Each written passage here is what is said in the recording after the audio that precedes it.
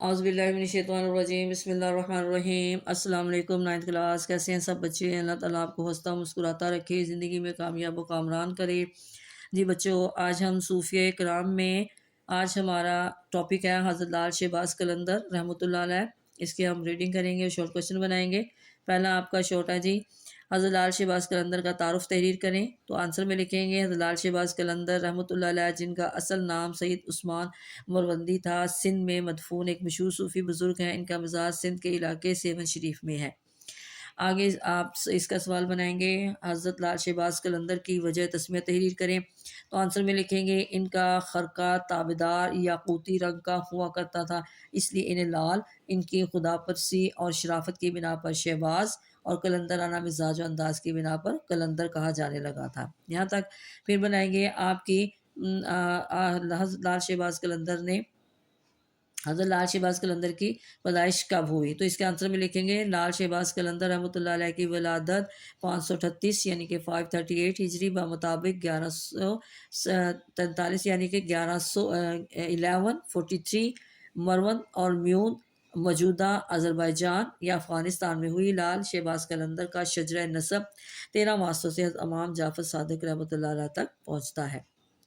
آگے جی، آپ رحمۃ اللہ علیہ کے والد اور والدہ کا نام تحریر کریں۔ تو آنسر میں لکھیں گے آپ رحمۃ اللہ علیہ کے والد گرامی کا نام ابراہیم کبیر الدین اور والدہ کا نام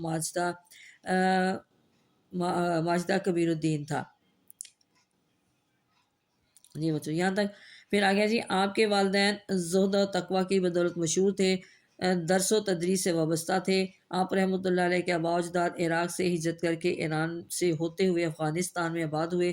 آپ رحمۃ اللہ علیہ نے بھی مسلم دنیا گھوم کر سیون شریف سندھ کو پسند فرمایا، یہاں آباد ہوئے اور یہیں پر مدفون ہوئے۔ جی بچوں، یہاں پہ جی شیخ مروندی رحمۃ اللہ علیہ خاندانی اعتبار سے اعلیٰ نسب رکھتے تھے، اس لیے صالحیت سخا کے بہت سے خصائص ان کے خاندان میں منتقل ہوئے تھے۔ اب یہاں پہ آپ نے سوال بنانا ہے۔ یہاں پہ سوال بنانے جی، آپ رحمۃ اللہ علیہ کی والدہ کا فرمان تحریر کریں۔ تو یہاں سے آنسر لکھنا ہے۔ آپ کی والدہ کے متعلق مشہور ہے کہ رات کی تاریکی میں بیٹھ کر رویا کرتی تھی۔ آپ فرماتی تھی کہ اللہ کے خوف سے رونے والا دوزخ میں نہ جائے گا۔ ان کی ذات خشیت الہی کا پیکر تھی، رات کا زیادہ تر حصہ عبادت میں گزارتی تھی۔ یہاں پہ سوال بنائیں، آپ رحمۃ اللہ علیہ کو کن علوم میں دسترس حاصل تھی؟ تو آنسر میں لکھیں گے حضرت عثمان بن کبیر المعروف شہباز قلندر رحمۃ اللہ علیہ نے 7 سال کی عمر میں ہی قرآن مجید حفظ کر لیا تھا۔ قرآن مجید حفظ کرنے کے بعد آپ نے بہت ہی قلیل عرصے میں مروجہ عربی اور فارسی علوم میں بھی مکمل دسترس حاصل کر لی تھی۔ بچپن میں ابتدائی منزلیں اپنے والد محترم کے سائے میں طے کی۔